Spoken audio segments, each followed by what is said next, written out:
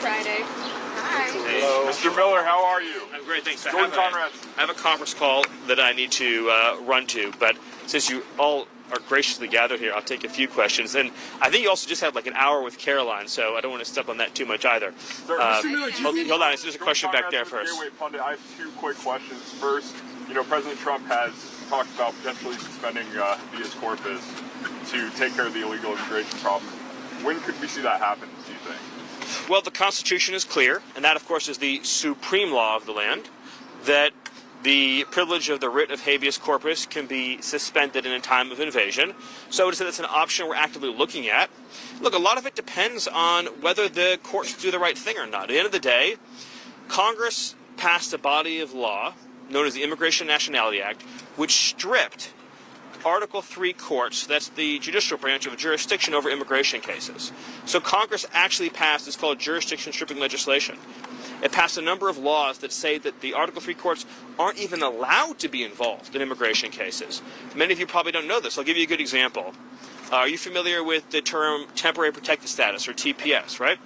So by statute, the courts are stripped of jurisdiction from overruling a presidential determination or a secretarial determination on TPS when the Secretary of Homeland Security makes that determination. So when Secretary Noem terminated TPS for the illegals that Biden flew into the country, when courts stepped in, they were violating explicit language that Congress had enacted, saying they have no jurisdiction. So it's not just the courts aren't just at war with the executive branch. The courts are at war, these radical rogue judges, with the legislative branch as well, too. So all of that will inform the choices the president ultimately makes, yes. Mr. Miller, to further incentivize deportation of illegal aliens, is the administration considering going after businesses that knowingly employ illegal aliens? Well, they already have. Worksite enforcement, I don't have the exact statistics, but it's at multiple hundreds of percent. So the increase in worksite enforcement has been dramatic, it's been immediate, and that will continue. Why is President Trump moving to dismiss 3 Democratic members of the Consumer Product Safety Commission?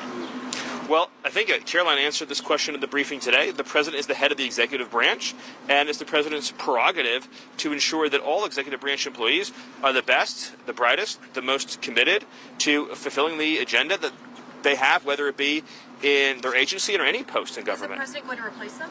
Well, again, we'll take a look at the situation, but the important thing is, I'll take a look at the specifics that you're talking about here, but the important thing to understand is that we don't just let people stay in their jobs just because they were always there, right? We have to examine the performance of specific employees, whether they're doing the best that they can do.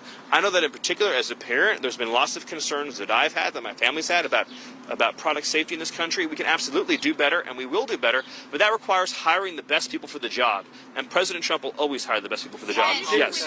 When we talk to the president's voters, they bring up a couple issues. One, it's been 3 months, and they still haven't gotten down to the 2020 election. They're concerned about the whole voting situation, and they also want to know about what happened to the assassination attempt. Those are all great questions. So they're really concerned. Those are all great questions. The Department of Justice, of course, is working on all 3 of the things that you just mentioned, and hopefully we'll have a further update soon. I can tell you on election integrity that the president recently signed an executive order that was the most comprehensive election integrity order that was ever issued. And as you may recall, that included in it a requirement to verify citizenship to vote. Another example where a district court judge lawlessly intervened, enjoined that requirement. Now, think about this. Congress passed a law, making it a crime, a felony, for non-citizens to vote.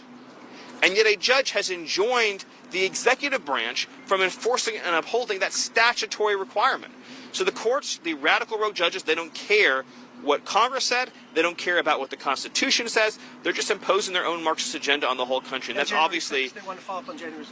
Yeah, so, I mean, the Department of Justice is investigating all of the issues that you mentioned. I wish I had a fuller update for you now, but I can assure you that our Attorney General, our Deputy Attorney General, our FBI Director, now Ed Martin, at the Weaponization Working Group will all be, and of course we put up a new D.C. attorney, will all be diligently working on ensuring accountability and justice. Yes, back there? Question.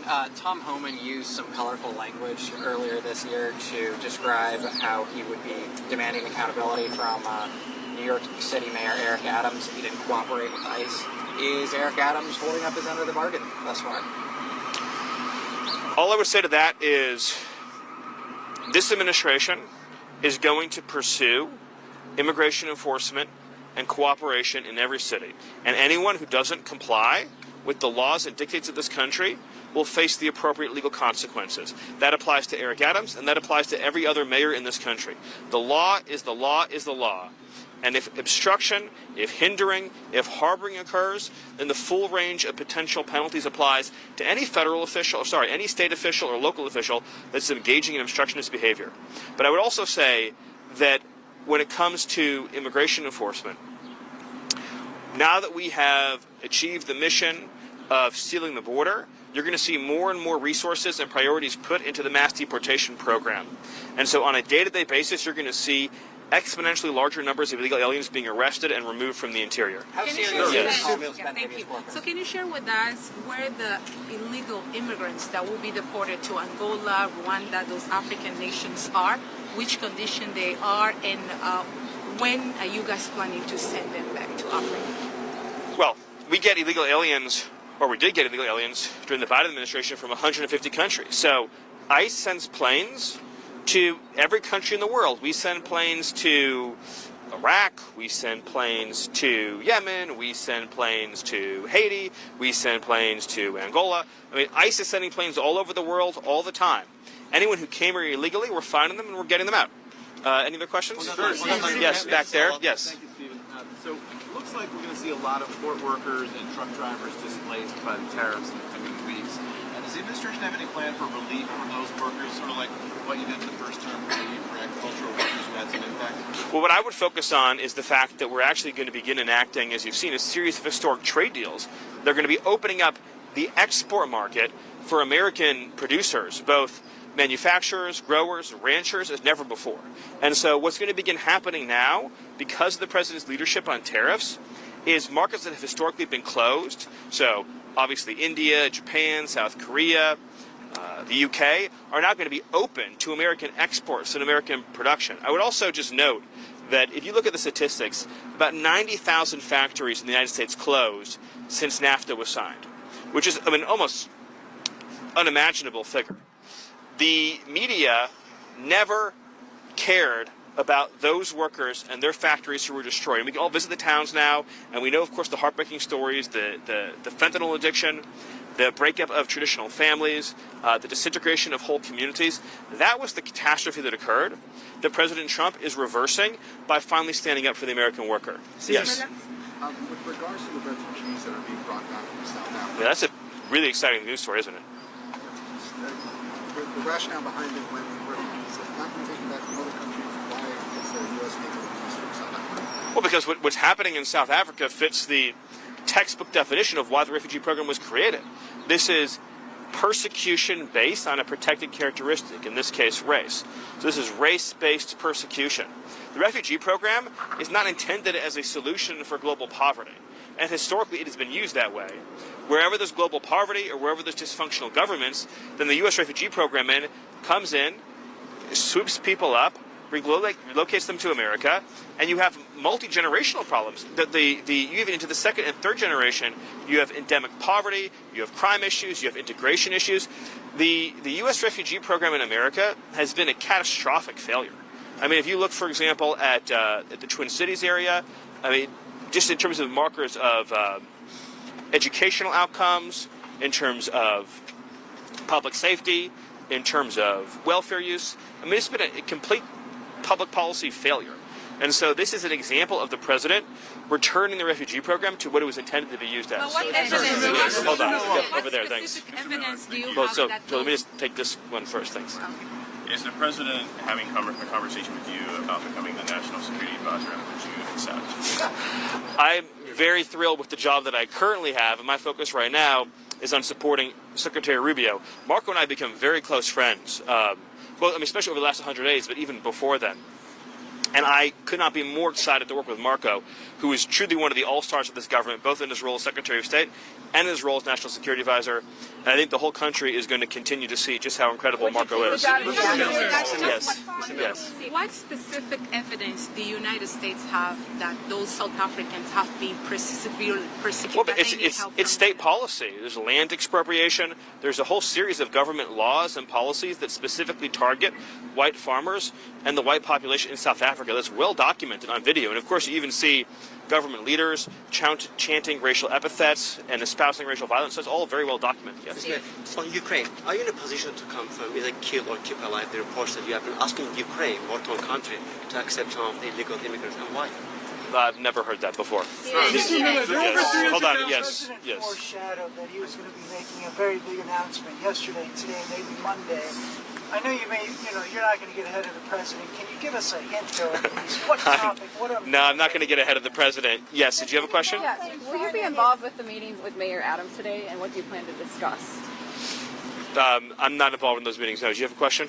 Yes. So the current governor of California has been extremely rude to President Trump and your administration. What is the status of the litigation on the tariff issues and all the issues?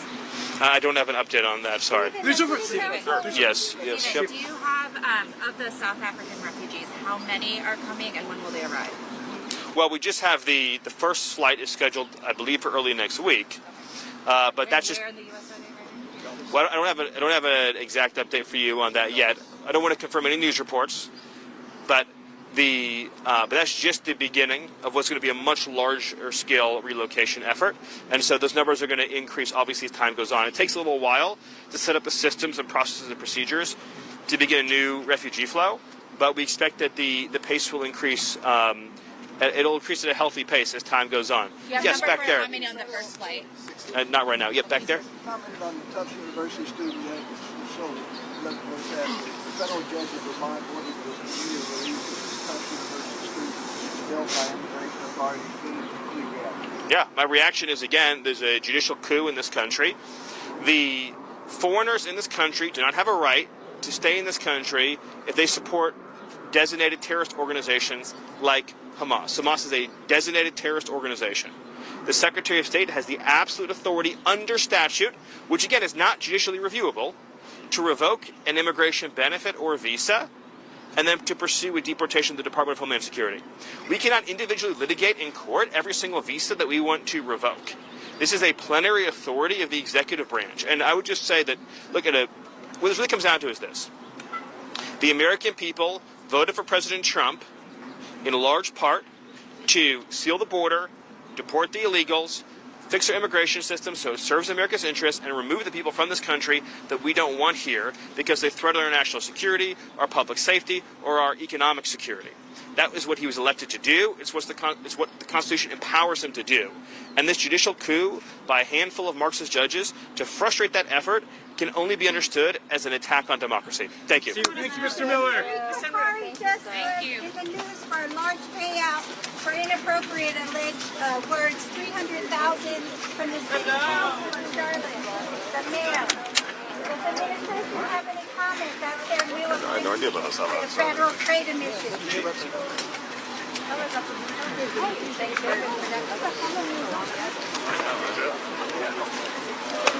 Thank you, sir. Appreciate y'all. Thanks so much. So what we just said? Huh? We just said yes?